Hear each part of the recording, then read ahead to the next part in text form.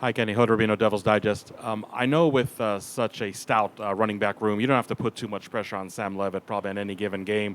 But was that really the thinking coming into his first start at ASU? Because the offense obviously was balanced almost to perfection. But what was your thinking as far as the game plan and how it materialized on Saturday night? Yeah, I mean, obviously you'd always love to be balanced. I don't know if it was about Sam. I think Sam he's a high learner. So, yeah, even though he's a freshman in there, I don't think we tailored the plan to say, hey, let's protect him.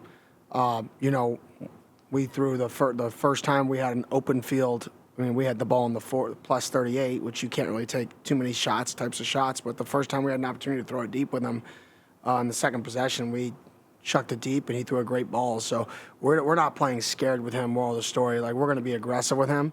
The flow of the game really didn't dictate that we had to throw the ball downfield a lot. But the plan was to throw the ball downfield a lot. Just the flow of the game is going to control what you actually call. And I think Coach Royo called a great game just playing with the flow. I didn't think we were going to be able to run the ball at that high of a percentage. And just as somewhat a follow-up question, just the helmet communication, both offense and defense, now that you guys went live, how do you think that process? Yeah, I thought it was really good. I thought both sides of the ball did a really good job communicating.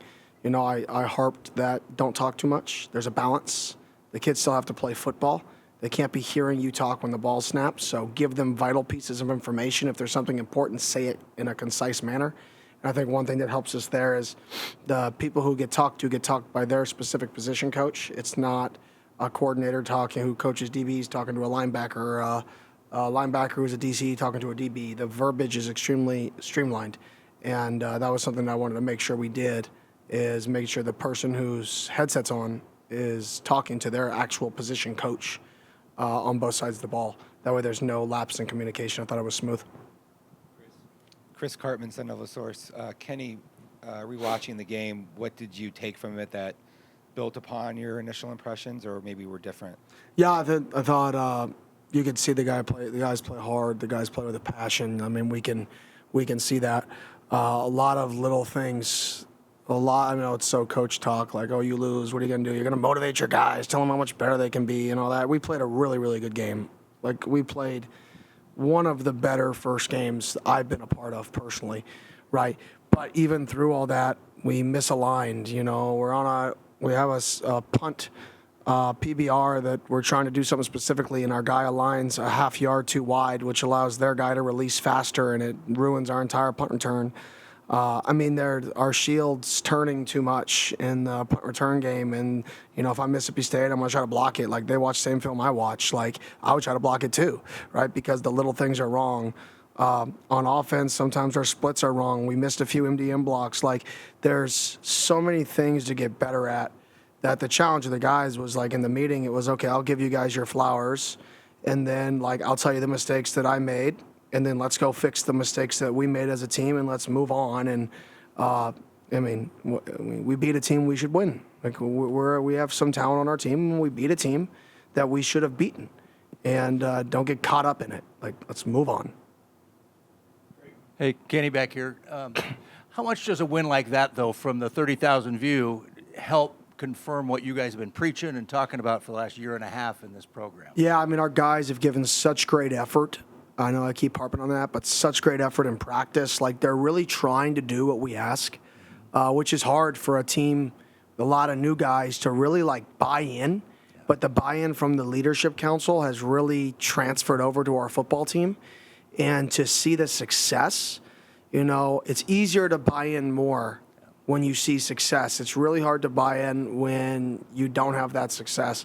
And so I think it was big for our guys to be like, man, maybe playing really hard and physical and all these hard practices, and the fact that a practice workload is a 570 and our game was a 465, and we practice harder than a game is, maybe all that stuff actually makes sense, right? Whereas it's harder to sell that vision unless you have the success. So I think the first week showed what it can be, but nobody signed up to play one game. Like, if we work that hard for one game, I'm in the wrong deal. We work too hard to play one game. So can we respond to that, and can we continue that level of work ethic and that level of passion? Like that word, passion. Our kids are passionate. Does that passion die because we played well? Or does that passion just get stronger and stronger and stronger? So quick follow-up to that. Now, how do you refocus now for Mississippi State this week with the guys? Yeah, we've never beaten an SEC school. Or SEC, we've never won an SEC game. I think that's one. So we have a chance to do something that the school's never done. And I think anytime you can do that. Two, regardless of, the same people who are talking about how we played really well are the same people that picked us dead last. Three, you're never as good as you think you are, and you're never as bad as you think you are, right? So get off your high horse, and success in our program is being the very best at whatever you're currently doing all the time. Like, let's go be successful again this week. And that's the message, that's the vision. And this is a really good football team we're about to play. Coach Levy's one of the best offensive minds in college football. He brought over a special teams coordinator from New Mexico State. That guy was a part of the best season New Mexico State's had in a long time. They brought over a defensive coordinator who was trained by Nick Saban. And even though he's never called defense, he's from that pedigree. So when you're talking Levy, who's from the Lane Kiffin offensive tree, a defense coordinator who's from the defensive tree of Nick Saban, and you're talking a guy who was just at New Mexico State as their other coordinator, you're talking a really well-coached football team in year one that just won by 60 points. And I don't care who they play. You beat the Kenny Dillinghams of Scottsdale, Arizona by 60 points, right? That's impressive. And we got a tough team against us. Noah Furtado, son of a source.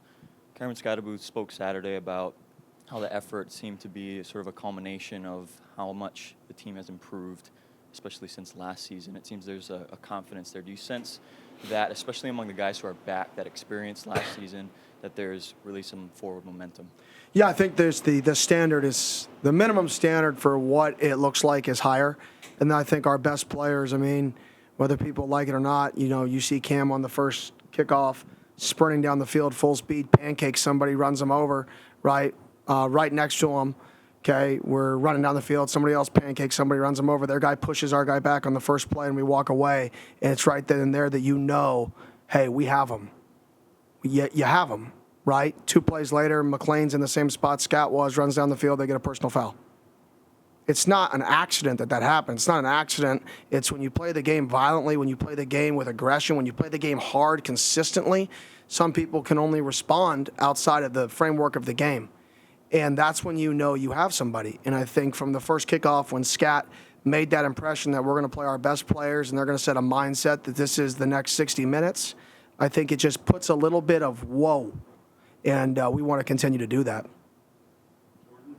Hey, Coach, Jordan Ham, Sports 360 AZ. Can you go into the decision to give Keona Pete a carry on Saturday? Yeah. He's done a great job for our program. Him and his family are really important to ASU and ASU athletics. His brother's a high school coach out here. Awesome guy. Their family's born and raised here. He's one of the family members who chose to stay in the state here, which is pretty cool. So we got an opportunity to hand him the ball, have a little excitement for the family, being a local kid here. And it was great. I think he got 0 yards. So that's a positive for us, right? 0 for 0 is not bad for a center. And then, sorry, real quick. I can't comment on recruiting. No, 100%. On the sideline, did you see any tangible differences having tablets of, players being able to recognize certain trends or anything like that more in real time? Oh, 100%. Like, I think I said it after the game. It's 3D chess now instead of chess. If you're reacting to what you're seeing on the tape, right, you're a step behind because they see it too. And now more than ever, you've got to know what their counterpunch is before they counter. Otherwise, you're a step behind. And if you call your entire game off the tablet, you're a series behind on both sides of the ball. So you got to know what they see and how they attack what they see. And it's 3D chess more than it was in the past when you don't know if they saw that you brought a 3-end loop game away from the back and that's the guy who made the play and they're confused and their offensive guard says one thing and their center says another. You can run it again. Well, when they see it and they can coach it and they have an answer, right, that's when you better be ready to counterpunch before they give an answer. Obviously, Kenny, the players came into the game plenty self-motivated. You talk about the buy into the culture, but I have to believe also the second highest student attendance since 2010 probably helped the players maybe kicking into an extra gear, especially in the second half. Game's already out of hand, and those players are playing just as hard as the opening quarter. 100%. I mean, I think it's really cool. I think Arizona State has over 40,000 new students this year. I believe 17,000 of those people are true freshmen, right? And I think it was a record 9,000, something like that, a record for in-state student enrollment at Arizona State. So I think all of those things and the excitement with Graham and the athletic department, what they're doing to hype up is a huge advantage for our guys. When our guys run down the kickoff and we defer and we get to run down to that student section and they have to start on their own 25-yard line and that student section is roaring, right? It's an unbelievable feeling, and that's the challenge for our guys, for the students, is you're a part of this, and we want to break the record. I want to have more students that's ever been in a game. I want you guys to be a part of the first time Arizona State's ever won an SEC game. Come be a part of history, right? Let's pack it out from the fans to the students to everything, and let's make this the best environment in college football this week. Hey, Coach. Ryan Myers, Devil's Digest. How did it feel to see Jake Smith and Zay Van Alford on the field for the first time in over 1,000 days? And what did you think of their performances on Saturday? Yeah, I thought they both played well. I mean, I think the leadership of Zay shows up. He gave our motivational speech pregame. He's way better than I am. So we'll probably stick with that as long as he's got, more speeches in him. But the way the way he carries himself is something that I've been around a few times, but it's very rare, the leadership style that he has and the command he has. And then Jake, I told Coach Roy I want him to touch the ball in the first 4 plays. I want him to get his feet wet. And he caught a screen. If he catches that same screen today, I think he scores. He got a little excited. But the way that he could just go and naturally pick it back up and play was awesome. I think both those guys, I gave them both game balls because they're the definition of battling and adversity, 1,000 days without playing and just working. So those guys were 2 of the guys that got the game ball. Hey, Kenny, Arizona's family. Can you just kind of you touched on late after the game on Saturday about the youth of Sam and how it's going to take time for him to still at least get some reps and still at least get some more time in game. How has it been at least beginning to at least process scheming against a guy like Blake Shapen, who has a whole lot of experience in college football at Baylor and now transitioning to an SEC school? What have you just seen from his play and what he did last week? Yeah, obviously that system is super quarterback driven. He came from a drastically different system. So this is a big change for him in terms of the style of play, the freedom they give their quarterback. They play at such a high tempo, very similar to the Rams with Jared Goff back in their Super Bowl year. They get up on the ball so fast, they're going to have 15 seconds to talk to their quarterback, 20 seconds sometimes to literally for Coach Levy to play quarterback in his ear. And even though it's game 2 in the system, they're going to be able to see our defense. They're going to be able to communicate, have a conversation with Coach Levy, and then Coach Levy can help get into good plays or not. And this is the first time I think he's been in a system where I know that's this free. And I think you could see how the success he had in this first week because it's free, and I think it fits his style. He's a plus athlete. He can make all the throws. So I think the combination of him and Coach Levy are why they put up 60-something points. Yeah, Kenny, you have SEC in your coaching history. I got in late. You may have addressed this already or may not have. I'm just curious, when you saw your journey through Auburn and SEC football, there's a perception out here that the SEC is the biggest and the best and all of that. I'm wondering what you took from your SEC time, and do you see that coming out here to the west part of the country, or is it just that's a culture they grow up in? Yeah, I mean, I think it's just that, they're smaller towns, so that's, what do you do on Saturday?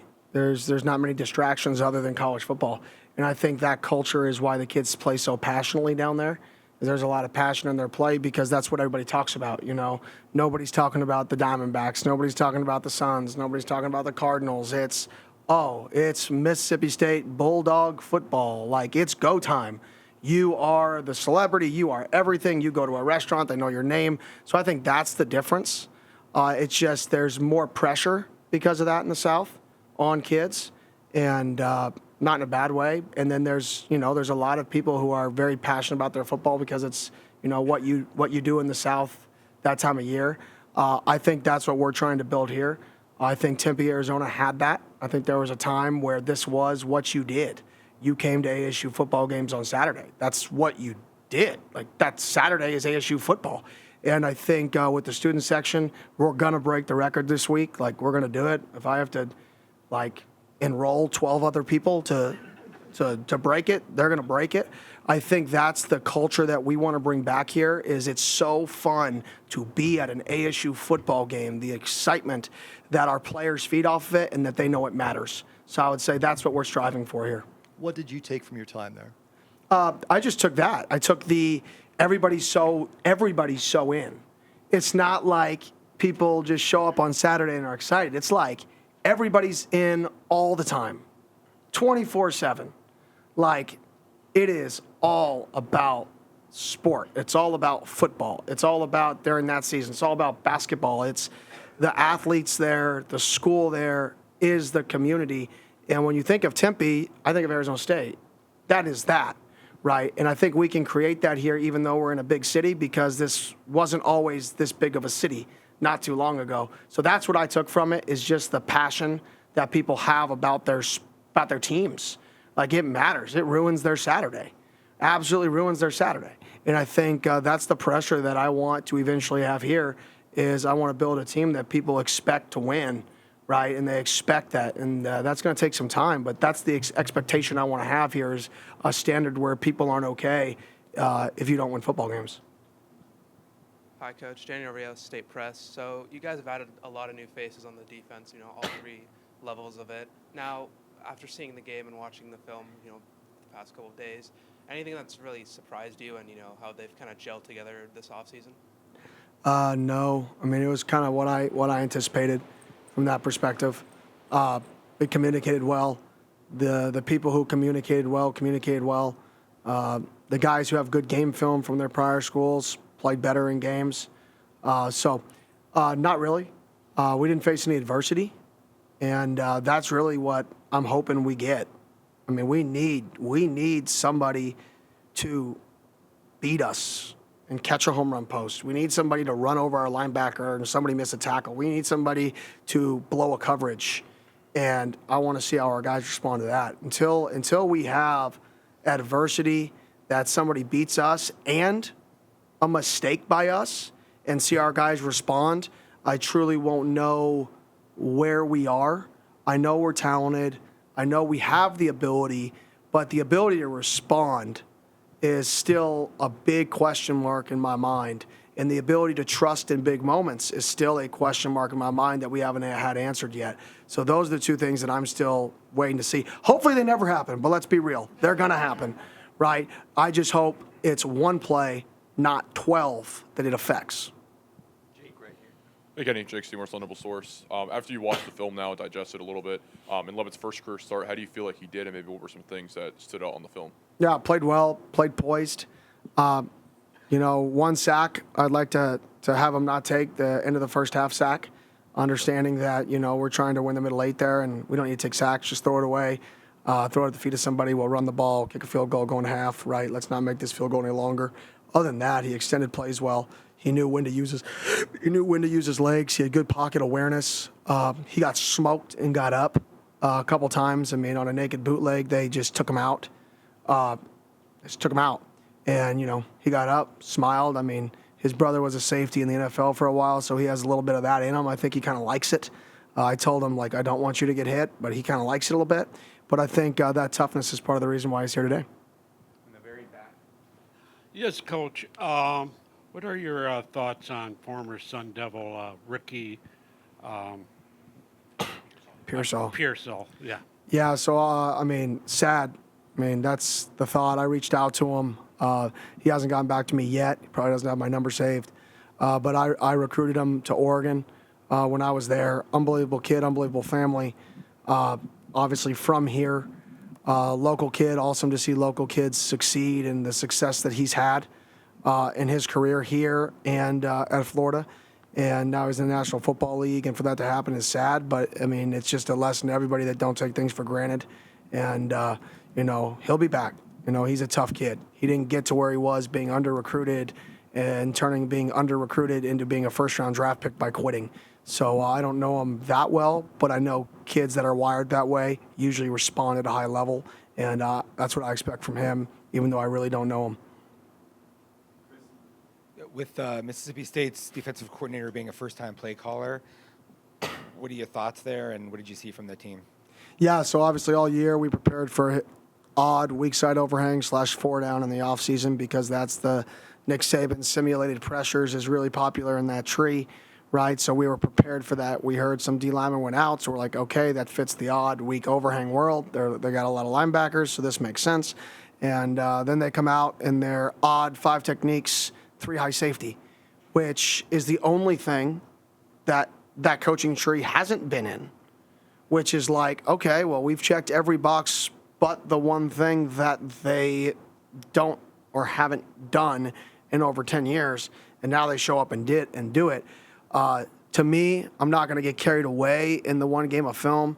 I know the identity of the coordinators, where they come from, and if you can be an odd 5 technique team and move a linebacker down to defensive end, right, when you're in 4-down, then you can easily be an odd 4-eye team and make that same linebacker a weak side overhang. So we face so much 4-down in practice with our defense, and our defense blitzes more than, green grass, that we don't need to see much 4-down. So we just have to prep for odd weak overhang, odd 3 high safety, mix in some 4-down looks, but we've been seeing that for a while, 4-2-5 defense. So we've got to really prepare for the odd 3 high safety, the odd weak overhang, and I think that's the majority of what we're going to see.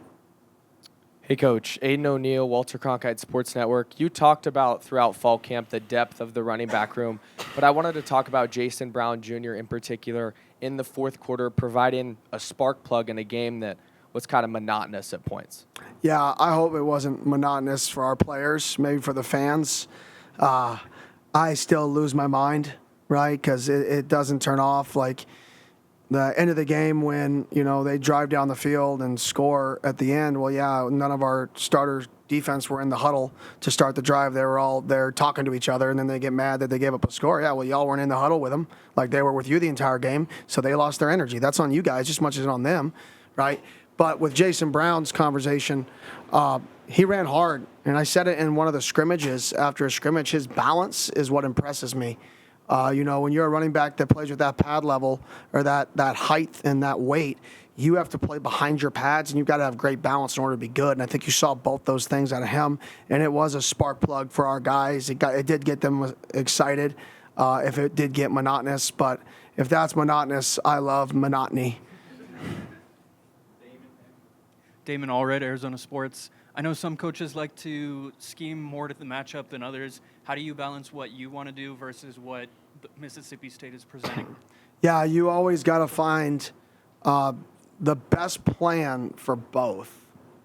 You can't say, oh, this is the best thing versus them. We're going to start running 13 personnel, and if they want to play odd, we're going to be in 13, 14 and run the power. Like, that's not what we do. You can't change that. But you have to find ways to fit your scheme that best attacks what they do. And every good offensive scheme has ways to attack things naturally. You've got to be able to attack them and in ways that they know how we're going to attack them. Everybody knows nickel teams get put formation or the boundary. Like, that's not a rocket science thing, right? That's just what everybody does, right? So if you're going to do certain things offensively and attack certain ways, they're going to know it. It's how do you do what you do, and then mix in new ways to attack a team that they haven't seen that's a little bit different, because they know how you're going to attack them. Most good defense coordinators will study you enough to know that. It's, do you out-execute your plays, identity plays, that you're running versus their scheme and what you feel like is an advantage that they know you're going to do, but what other plays do you add that are a little bit outside your scheme that keep them off balance? And if you can keep them off balance or keep an opponent off balance with the new things, it distracts them from what you want to do. And I think that's the key to running a good offense, is having enough balance from new stuff and old stuff that they know what you want to do, but they know they still have to stop this, because you can just run it 4 plays in a row if they don't. And I think that's kind of the cat and mouse game, and I think Coach Arroyo did a really good job of that this last week. And Coach, overall, obviously defensive line got pressure, but just your thoughts of, the secondary, obviously finally game situation, but defense line able to get pressure, but just your thoughts of how the secondary played overall. Yeah, we tackled well. I think that's what I was most impressed with was we tackled well. We've had a physical camp. I've been in there and I challenged the corners a few times and the DBs a few times of like, if I played us, I'd cut the splits, I'd MDM the safety, and I'd run on a corner every play. Like I challenged our guys because there was a point in camp I would. You have a 170-pound corner and you have a 180-pound corner. Like I'd cut splits, I'd MDM, and I'd run on corners. Good luck. And I think those guys showed up and they played physical. And I think that response throughout camp that they took the challenge and it showed up on game day is pretty cool because we did play physical at corner. There's 3 or 4 plays in the game that's like, whoa, that's a corner. And I think that being our identity, and like I said, going into the Wyoming game, their identity is play smart and play tough. And I said, that's the identity we need to have. And that's the identity that I keep talking about. And I think we showed those 2 things from an identity standpoint. And hopefully that's our identity now. And hopefully we can continue to build on that identity week in, week out. Doug Franz Unplugged. Following up on your answer to scheme versus opponent weakness, you hear fans in media all the time say, he got out-coached. How often does that really happen? I mean, it happens. It happens. I mean, I don't know. I don't want to say how many times, but there are definitely people who put their players in really, really advantageous, that's a big word, positions. My wife will be proud. So will President Crow as a grad. But there are definitely coaches who do a really good job of creating numbers, leverage, and grass. And then there are some people that say, we're going to out-execute. And we run these things, and it's about execution. I'm definitely more in the piece of I want to give my guys as big of an advantage as I can. So I definitely think it does happen.